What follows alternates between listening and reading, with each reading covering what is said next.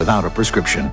I'm very happy with the judgment that was given. I don't believe I owed her anything. It's just ridiculous that somebody would do this to their best friend. We didn't have a friendship preceding me getting the notice, so it hasn't affected anything. Oh, I would not want a friendship with Kelly. If she's going to do this to me once, what's to say she's not going to do it again?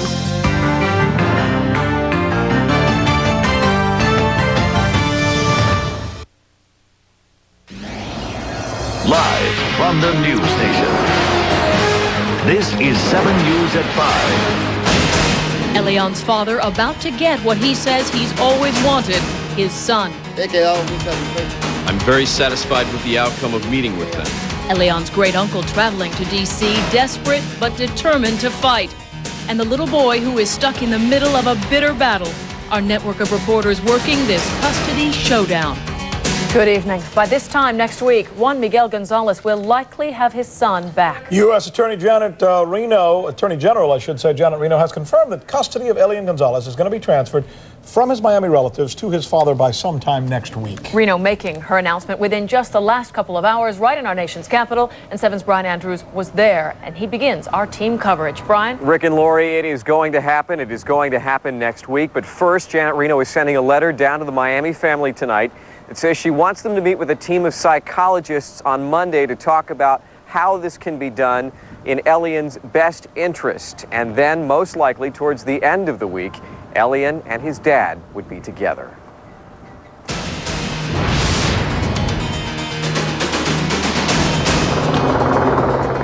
On their second day in America, Elian's father, his new wife, and their baby left the suburban home of a Cuban diplomat for their first visit to the District of Columbia.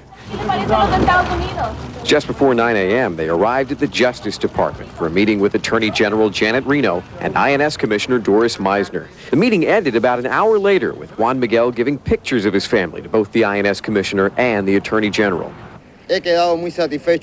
I'm very satisfied with the outcome of meeting with them.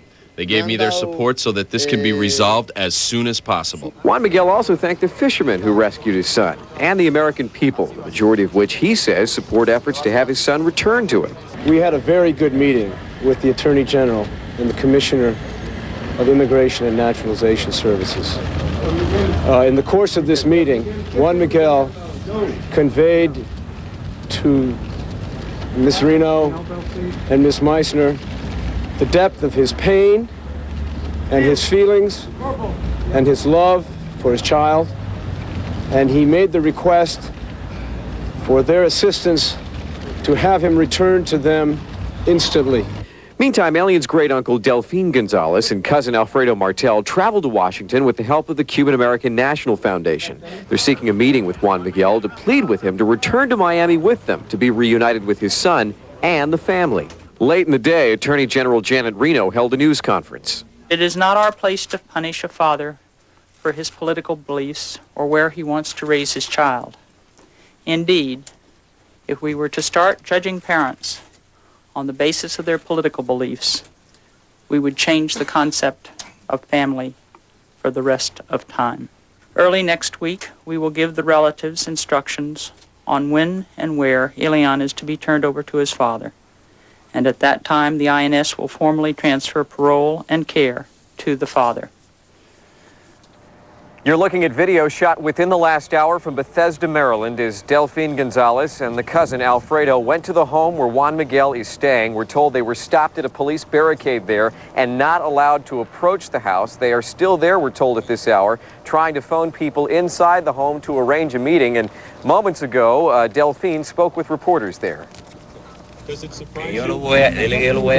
going to call him right now to speak to him personally to see why he won't see me. That is what we have coming into us from Bethesda, Maryland tonight. Again, the Miami relatives are at the house. They are attempting to meet with Juan Miguel Gonzalez. We're told that Juan Miguel is there. He did spend some time sightseeing in Washington this afternoon, but apparently in Bethesda right now. The family is trying to have a meeting, and it's unclear if he will see them tonight. We'll let you know what happens. We're live in Washington on the Hill. Brian Andrews, 7 News. Any specifics, Brian, as to why the government won't let Delphine talk to his own nephew or perhaps make plans to arrange a meeting like that? Rick, it's unclear if it's the government that's the U.S. government that's involved. Apparently, what we've been told, they've gone to the house, they approached the police officers handling security. They said they wanted to meet with him, but apparently it's Juan Miguel's decision, and those do we handling know that? it. Do we know that it's Juan Miguel's decision? Have we heard Juan Miguel say, "I don't want to meet with my uncle"? We haven't heard him say that yet, but considering who's handling his trip and the circumstances surround it, perhaps that's playing a factor in this. I know that Delphine is a determined gentleman and that he really wants to have this meeting. We're just going to have to see if it happens tonight. All right, Brian Andrews, good job. Thank you. We'll certainly get back to you later. And we continue now with 7 senior reporter Mark Ludner live in Little Havana, where Cuban exile leaders are reacting to Reno's announcement today. Mark? Lori, the Attorney General's comments late this afternoon got mixed reviews in this crowd. Many people here, of course, were disheartened that Ms. Reno is resolved to send Elian back to Cuba. But some people took heart that the boy will have at least several more days with his Miami family. Protest organizer Ramon Sal Sanchez took heart that Ms. Reno will consult with mental health professionals on Elian's case. He called a campaign of civil disobedience scheduled to begin at the airport this afternoon to go on hold. We just told the communities to halt the civil disobedience campaign at this point. Janet Reno has stated that the child is going to be seen by psychiatrists, a psychologist, and also this will give us a few more days to continue to advocate a family meeting. Therefore, we don't want to have undue pressure at this point. We share some pleasure in the fact that finally, after all this time, they have finally listened to at least that aspect of it, and that some psychiatrists and some psychologists are involved in this process. Unfortunately, apparently from what she said, these psychiatrists and these psychologists have already made up their minds. That is to say, the psychologists already have said that it would be best for Elian to be returned quickly to his father. The boy played today out of sight of the vigil that continues just down the street. The crowd usually is quite peaceful, often more sad than angry, but there were a couple of ugly moments today. Fathers are bigger than countries, said a man who showed up to champion fathers' rights. Another man tried to drown him out with a loudspeaker. Outraged that anyone would advocate sending the boy back to Cuba, the crowd kept getting angrier. News cameras clustered, and finally the man was put into a police car, which sped away trailing yellow crime scene tape as it went. And on the legal front, lawyers for Elian's Miami family, of course, are not giving up. On Monday, they will file their written briefs with the 11th Circuit Court of Appeals in Atlanta. Oral arguments in that case scheduled for mid-May. In Little Havana, Mark Ludner, 7 News. All right, and from Mark, we take you now to 7's Derek Hayward. He's at the airport where Cuban exile leaders had planned a protest. Emphasis on had there, Derek. That's right, Rick, but just planning it and announcing the prospect of it was enough to just get everybody in a tizzy here at the airport. Miami-Dade police boosted their presence. They're still highly visible, as you can see. They've got officers just about everywhere to make sure that everybody understands that the airport will not be allowed to be disrupted. But ironically, it was the police preparations for the protest that did not come that actually gave us a tiny taste of what it might have been like. With traffic as dense as it is here on a Friday evening, Miami-Dade police had no choice but to close off one lane. They did this in order to be able to move any protesters and their vehicles out of the airport and to make sure at least one lane would be open for emergencies. Now, although this was necessary for public safety, closing that one lane created a traffic slowdown in itself that frustrated motorists, especially a woman we found trying to pick up her family to attend her father's funeral. I am a dad for 86 years and he's taken out of my life suddenly like that. I think I deserve the right to grieve, the right to get to his funeral, the right to do whatever I feel is right now. Come here to the airport to pick up family members. My dad had 11 kids, 35 grandchildren, 8 great-grandchildren. It's a huge family members from throughout the islands coming in. I just don't think it's fair. And now because of all this, we're going to miss the wake. One angry lady there, and there were many others right along with her. But as you can see, everything now back to normal, moving smoothly, and the police maintaining a very visible presence to make sure it stays that way. Live at Miami International Airport, Derek Hayward, 7 News. All right, Derek, and do stay with 7 News for continuing coverage of this tense custody showdown. Others have certainly made the decision to defect. Still ahead tonight is Juan Miguel Gonzalez interested in asylum.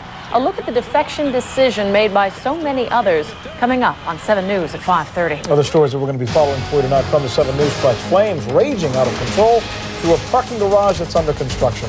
We are going to have the very latest on this and tell you how it's related to another very explosive fire. 2 dogs attacking a child, the owner, the boy's own grandmother. 7 News live at the scene.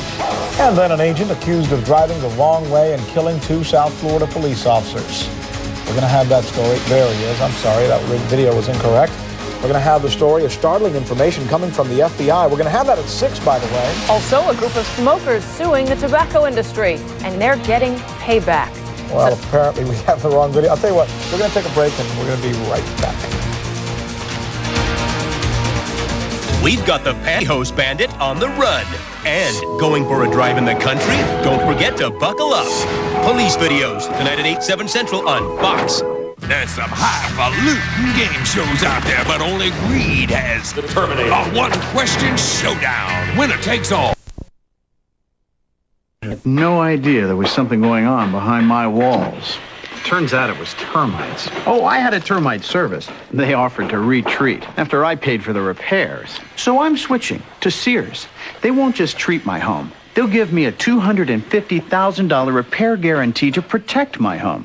For my money, there's no such thing as termite protection without a repair guarantee. Get guaranteed termite protection from Sears. Sears, the good life at a great price, guaranteed. At Mullinax Ford in Margate, the April Focus is on Focus. It's Ford's hot-selling new world car, and we've got over 300 on sale, like this sporty ZX3 for just $12,500. And just look at some of the equipment you get. Or how about this 4-door SE for just $15,000? You get automatic power windows and locks, speed control, stereo cassette, keyless entry, and more, all for just $15,000. And save even more with low $4.99